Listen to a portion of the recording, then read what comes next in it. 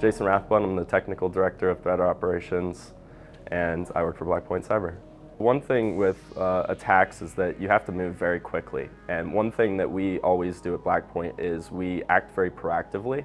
So if we're unsure about something, we'll take the action, we'll do our investigation, because currently we have a way that we can isolate systems, and it gives us the opportunity to then go in and investigate and see, hey, this is suspicious, right? I have the security expertise to say there's something weird here going on that hasn't happened in this environment. I'm going to isolate it until I can figure out exactly what's happening. We know that we take action to isolate, do our investigation, but really seeing how quick they actually move in the wild was eye-opening to me, because it kind of backs up our mentality with our responses, because we need to take that action, do our investigation, and then we can confirm, hey, it's malicious, but we take that action prior to knowing it's malicious once we think that there might be something suspicious.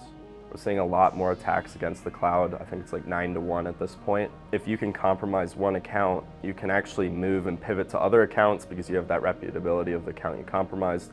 And we've even seen in attacks, you can move to on-premise. You can move from on-premise to cloud and vice versa. And threat actors are starting to realize that and capitalize on it, just because more people are moving to the cloud and they're getting more access in the cloud, so they don't even need to touch end systems to steal data in some scenarios.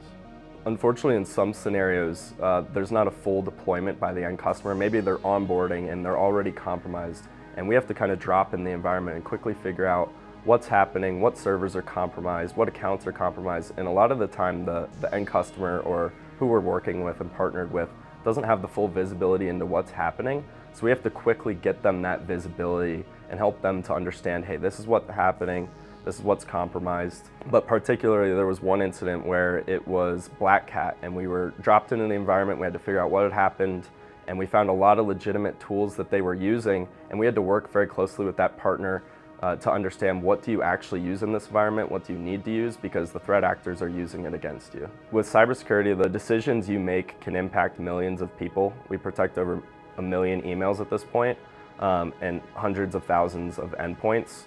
So I think with that comes a lot of responsibility when you're making those decisions, because some of the systems that you could isolate could have a business operational impact. I think my goal is hopefully helping to spread the knowledge across a lot of different partners and end users to what the threats are and how they're done, but also understanding it and creating detections for it.